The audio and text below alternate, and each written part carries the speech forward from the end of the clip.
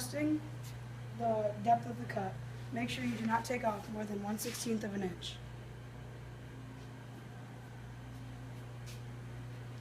Also, when you're measuring how deep to cut it, measure the thickest part of the wood.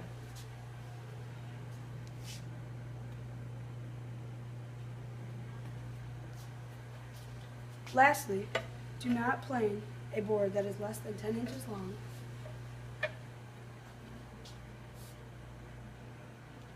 or less than 1/4 of an inch thick.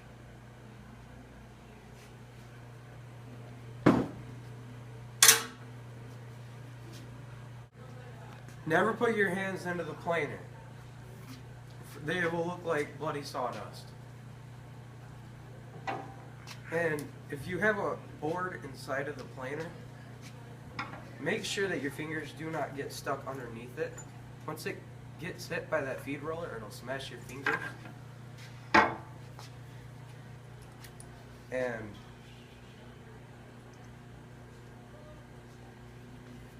if the board is in the planer, do not change the depth of the cut.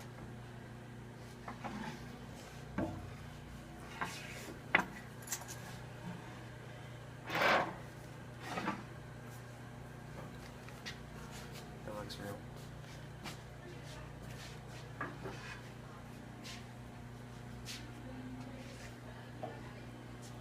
Do not plane stock with large splits or knots.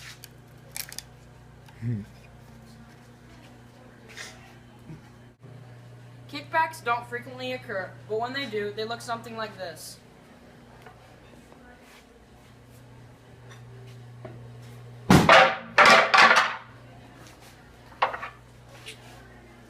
Due to this, you do not want to look into the planer.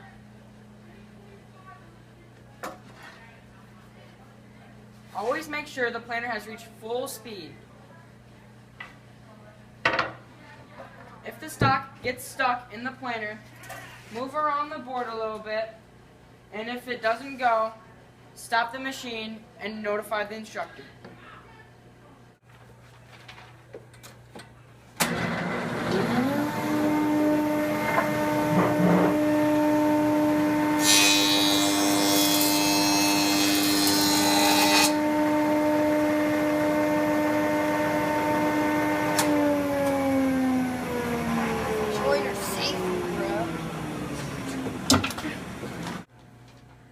Always make sure that the guard is in place when using the joiner. Never adjust the joiner to more than 1/16 of an inch at a time.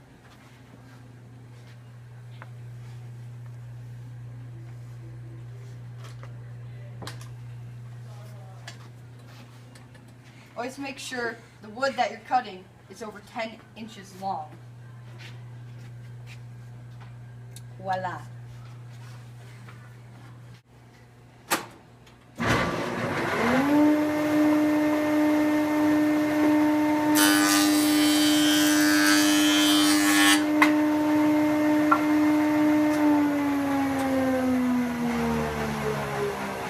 Always use the push stick when the wood is shorter than the fence.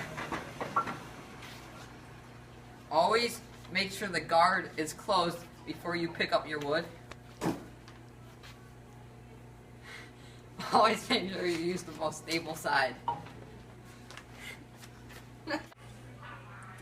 Make sure the outfit table is at the same level as the blades and is never to be adjusted by a student. Never joint end grain is a very dangerous ritual and may lead into splinters and cuts. Oh, wait, that's right. Inspect your piece of wood before you join it for loose knots and loose cuts.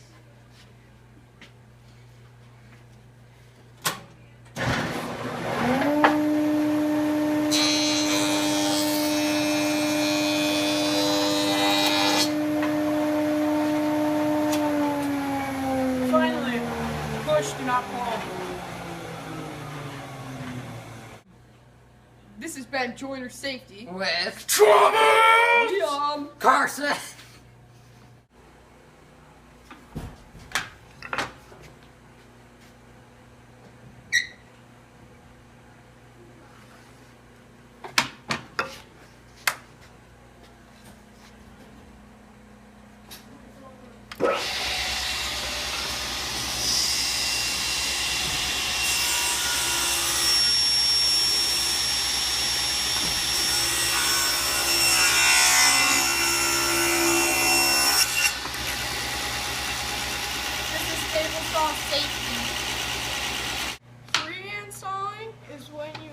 push your board past the blade without using the fence, and it's dangerous and never allowed. Make sure when you're ripping a board, you push it completely past the blade. If you don't do that, there could be a kickback. Make sure the machine is fully off before making an adjustment, like moving the blade up and down. And then whenever you're using the table saw, make sure the guard is always in place. Alright, whenever you're cutting on a table saw, make sure that the blade comes about 1/4 of an inch above the stock. This way you can actually cut through the board all the way and not be left with just one part very, very skinny. Alright, so this is the fence. This is a miter gauge. When you're doing cross cuts like this, make sure you use a miter gauge, hold it firmly against it. And when you're doing ripping operations, use the fence. Never drag your left hand across the table when cutting like this. This way it'll keep you from having kickbacks, and also if you're standing like this, you won't lose balance and fall into the blade.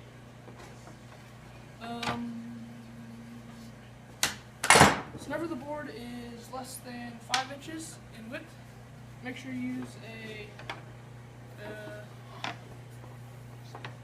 push stick. Make sure you use a push stick when cutting. This way you won't cut your hands when they're too close to the blade when the fence is pushed up.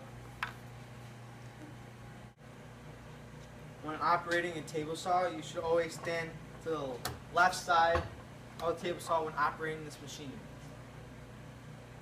Make sure this area is like there's no scraps on it at all, so put them in the bucket.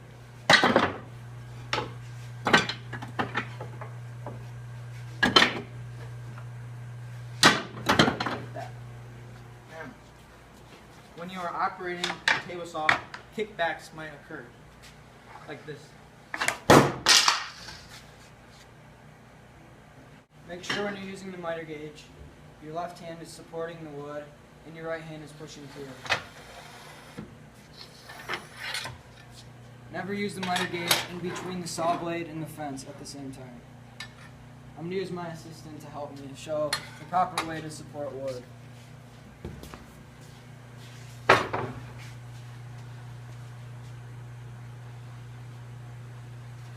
When helping tail off wood, always support the wood, never pull it.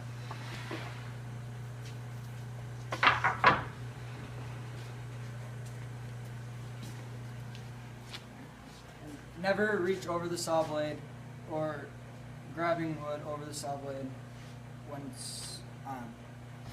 Then always use the jointed edge of the piece of wood on the fence for the flattest part.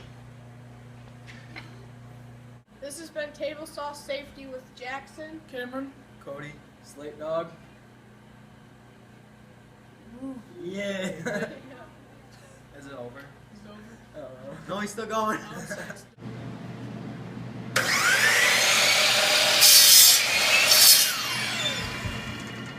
This is Miter Box Safety. Hey guys, this is the Miter Box saw, and unlike my Australian counterpart, I'm going to give you guys a few safety tips today. So these are the protective guards. You want these to be in place at all times. Next, you want to make sure that there's no scraps in here before you cut, or else it could damage the blades or cause other problems when working. So it looks like we're good. Next, when you actually do cut a piece, you want to press firmly against the back, like this.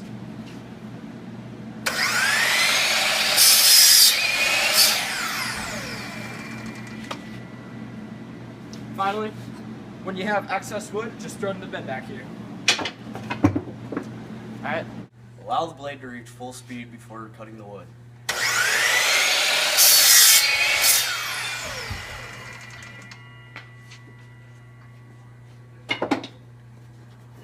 Never hold the wood in a manner that causes your arm to cross the blade. Always hold it secure and against the fence.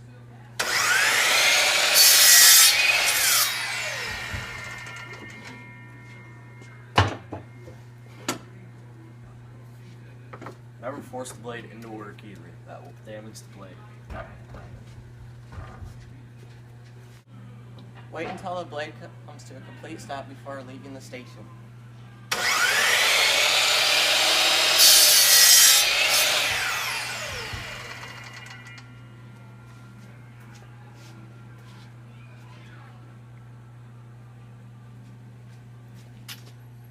Also, wait until the blade comes to a complete stop before removing scraps.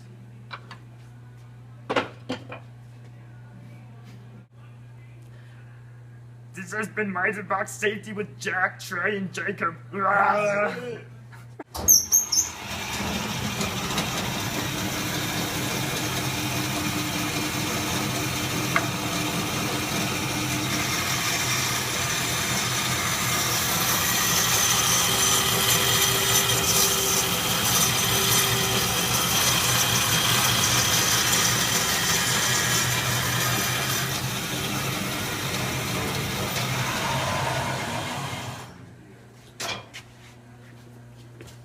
This is bandsaw safety.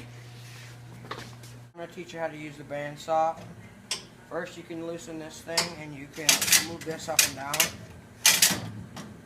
This is not the right way you want it because you can cut your hand off when it's like this.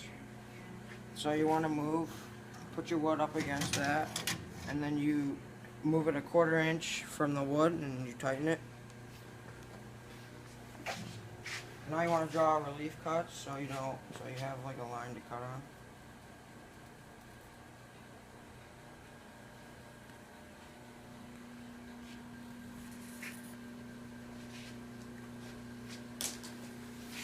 First you turn on the machine and make sure it reaches full speed before you cut.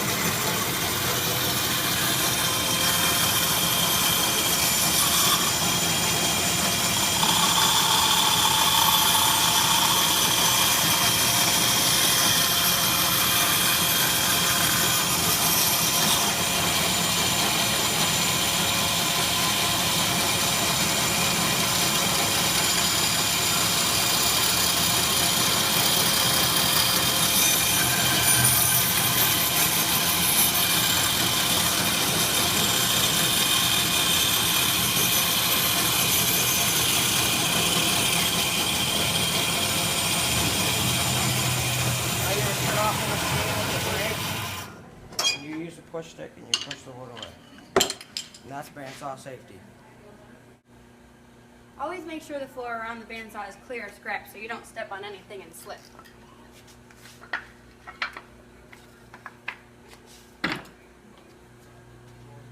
Always make sure the saw is completely off before you make any adjustments to it so that it's safe.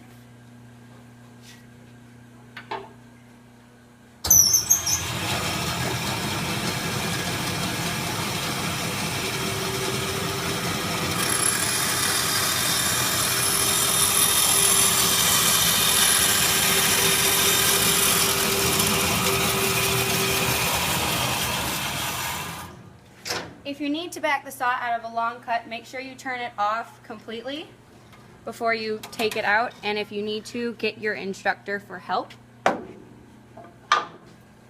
If the blade breaks, like snaps, make sure you turn off the saw and get everyone else clear of the saw, and then get the instructor so he can fix it for you. And then only leave the saw after it's completely stopped, like you turn it off and it's completely done moving, so you don't injure yourself or anybody else. The upper and lower doors close before starting.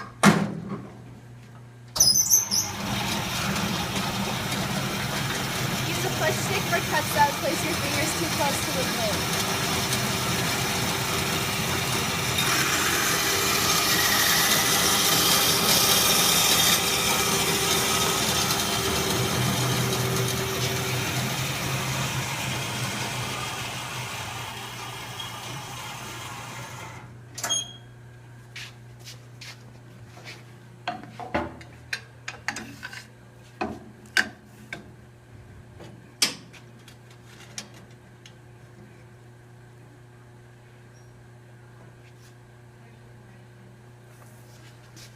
When cutting cylindrical stock, use a V-block.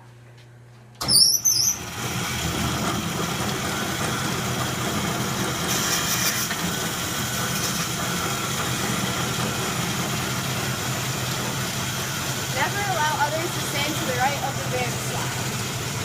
If you hear a clicking noise, turn it off.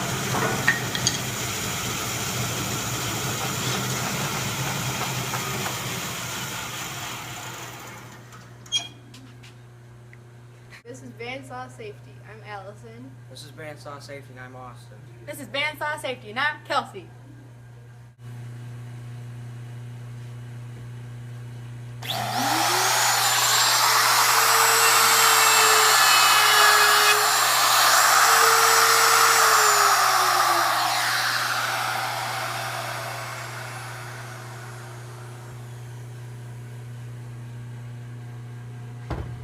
Hello guys, this is Rockford Safety. Always unplug the router before making changes or adjustments to the depth of the cut. Always make sure that the bit is firmly secured into the collet. If not, it will come loose and it could damage your work and or injure you. Always make sure that the router motor is tight in the base before turning the power on. When starting the router, make sure that the bit is not in contact with anything.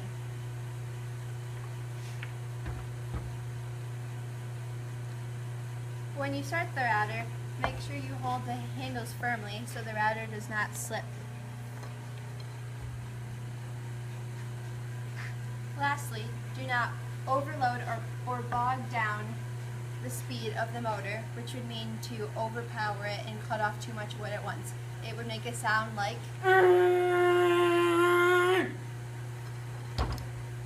Several light cuts when large amounts of material is being taken off the wood.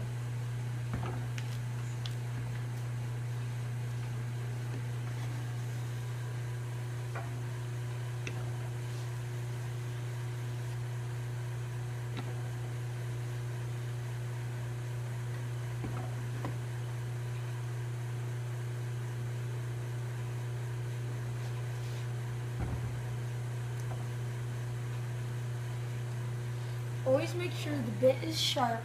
If unsure, check with the instructor.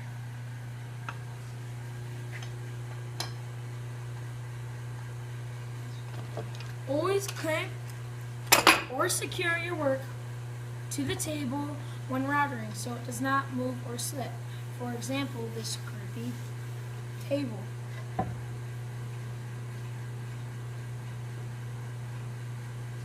Make sure you do not cut the electrical cord when routering. That's all, folks. I'm Ashley. I'm Reagan. And I'm Jacob. And this is my router safety.